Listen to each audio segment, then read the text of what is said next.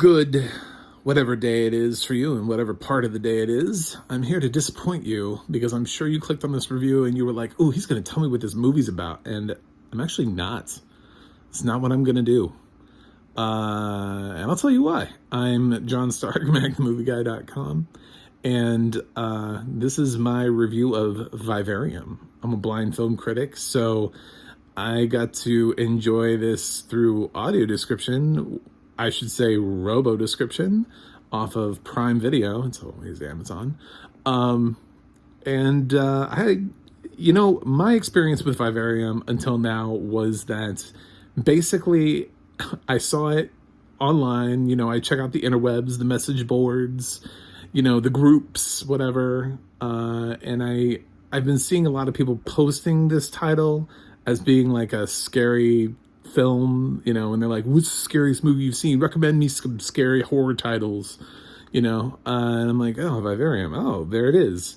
It has a certified fresh 73% on Rotten Tomatoes.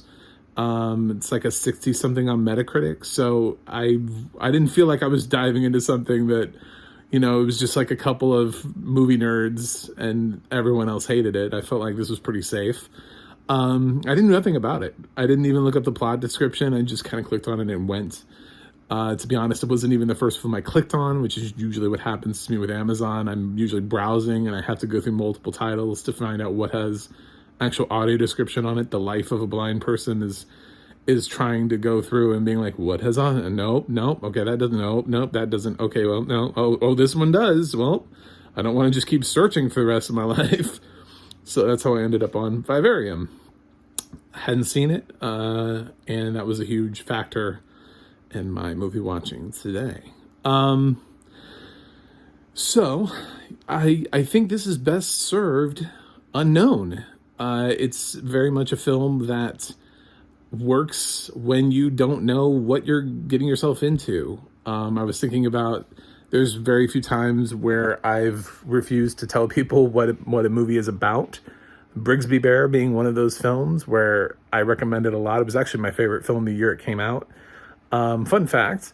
And I just refuse. I refuse to tell people what it's about. I'm just like, watch the film. And they're like, not if you don't tell me. I'm like, well, then you're not going to see a great movie. Whatever. I think some movies, just the way that they reveal and the way they plot themselves and the way that they hit their beats are actually creative and interesting enough that if you don't tell somebody what the film is about and let them explore it for themselves, they'll be better off for it. Other films are pretty sort of generic or easy to follow, or, oh my God, I've seen that 1,000 times. Vivarium tries really hard to do something creative, interesting, and new.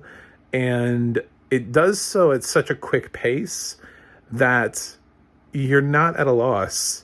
You're going to figure out, get a general vibe for this film pretty quickly. It is R. I would classify it as a horror film. I wouldn't classify it as like torture porn or anything like that. If you're worried like you're going to stumble into, like, I'm accidentally recommending a Serbian film to you. That's not what this is. It's very trippy. It's very out there, and it just loves being weird. It loves getting you off of your, off your guard and just messing with you. And it messes with its leads, Imogen Poots and Jesse Eisenberg. And that's kind of how the story just rolls. It's just the two of them are uncovering in this world, and it's a very different world than the world we live in. And therefore, you're also trying to figure out what the rules are as they're trying to figure out what the rules are, and you don't know, and they don't know. And the unknowing is what makes the film so unnerving, because you don't know what's around the corner. You don't know where the film is headed. You don't know what's next.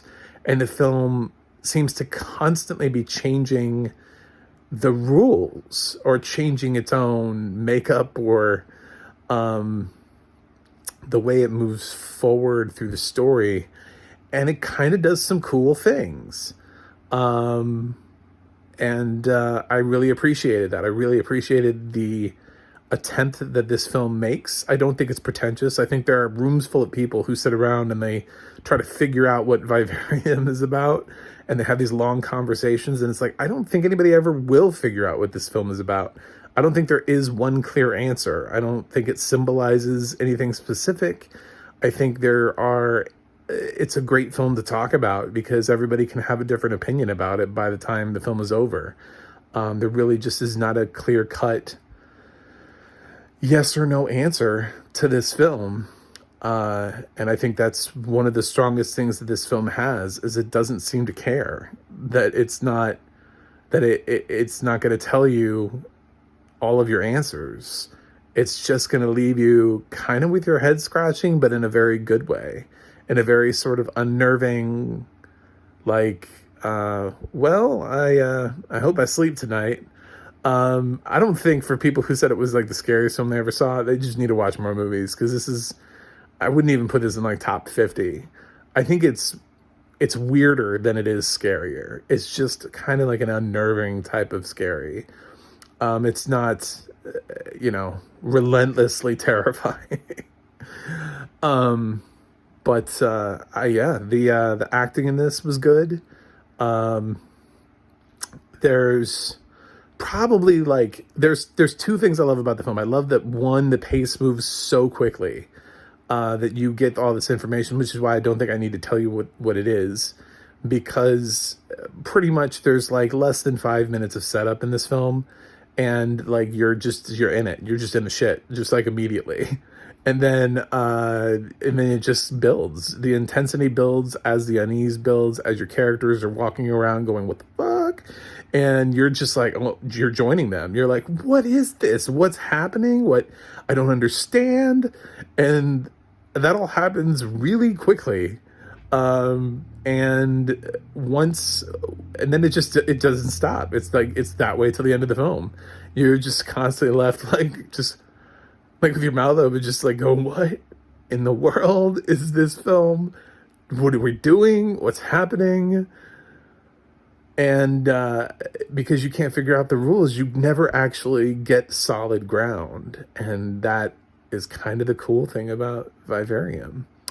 There was a scene that I thought went on a little bit too long, and it's kind of slowed down the pace of this film, which is a weird thing to say, but I appreciated the speed at which this film was moving so much that when they reached this one scene, I can't tell you what it's about, but in case you're wondering why I didn't just go, hey, I will tell you it's because there's a scene where I felt like we just sat in it for too long. It kind of felt like the film slows to a stop. I was almost expecting I kept expecting there to be something like a jump scare or, some big catastrophic thing, just some reveal but no, it just kind of sits there, and then we just move on from that. And then it picks back up. The pace picks back up, and we start running again. And we run to the end of the film. It was just kind of weird to have this moment where I think the director felt like we needed a breather, or we needed to really sit and honor this moment. And I think he thought we needed to honor it a little bit longer than we actually did. So, as far as the audio description, you know what? I don't like robo description. So I can't praise it. I hate saying the phrase, this is one of the better robo descriptions. I mean, just because it didn't mess up and talk on top of other people, the bar is so low, because I feel like at least half the robo descriptions I've experienced have had the robo description talking on top of dialogue. So at least that, I guess. I would stop bitching about robo description if robo description led to narration on top of literally everything. If robo description was the answer to me not having to ever worry about clicking on any title, on any streaming service, on any cable channel, on any premium channel, I could watch the news, I could watch reality TV, I could watch sports, I could watch AMC Plus, I could watch Crackle, I could watch Crunchyroll, everything, because we figured out that robo description was so easy that we could at least have robo description on everything, I would shut up about it, because at that point, if you have 100% accessibility, that is more important in the long run, because this, we got to track down, that film doesn't have audio description anywhere. It's got audio description on that one service. But it just went away at the end of the month, so it's actually nowhere with audio description now. It's just trying to find audio description for films is maddening. And driving me insane. And this thing that Hulu does, where they have FX on Hulu, so they feel like they don't need to give that audio description, is bullshit. Those are Hulu originals. You can't put FX on and then be like, well, we don't have to put audio description. No, stop that shit. Anyway, Vivarium is terrific. It does have robo description. I'm sorry. I'm recommending a film that does robo description. I can't do anything about that.